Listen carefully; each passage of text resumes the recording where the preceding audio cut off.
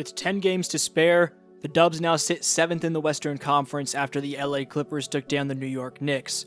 While they own an identical record as the Clippers, LA owns the tiebreaker, giving the Clippers a guaranteed playoff spot if the season ended today. With matchups remaining for Golden State against the Rockets, Nuggets, Grizzlies, Lakers, and Clippers, it's going to take a championship-type effort to surpass LA in the standings to secure a surefire postseason berth, which is why the Golden State Warriors' final stretch will tell us everything. A stat that tells you everything you need to know about the Warriors is that they have the 6th best offensive rating in the league with Curry, while the 30th ranked offensive rating without Curry. People like my boy Ramon have been talking on Twitter about how this Warriors team is filled with quote-unquote Steph merchants, meaning guys who are there to strictly complement Curry, being Draymond's passing, GP2's switchability on defense. Speaking of GP2, he sustained a thumb injury and will miss some amount of time, Guy Santos' floor spacing, Looney's screen setting, and Kuminga's, well, on the topic of Jonathan, Jim Park tweets, Warriors were 12-2 since the Jimmy Butler trade. Since Kuminga's return, they're 4-3, and the losses have been pretty awful. They've not suffered such awful losses with Butler in the lineup until, yeah.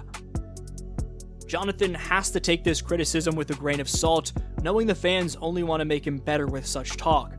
Kuminga, quite frankly, has to prove he can contribute to winning basketball, but here's why there's no shame in the Warriors having a roster filled with Steph merchants.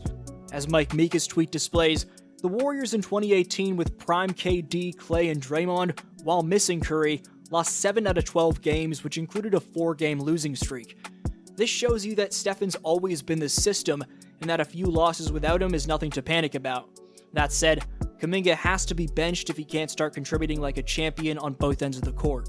I'm pretty sure I was wrong about Steve Kerr when I said he should be fired earlier this season, as Kerr's so far done a great job at piecing together the puzzle with Jimmy in terms of involving him in split actions and rotation-wise, always keeping either Curry or Butler on the floor at all times.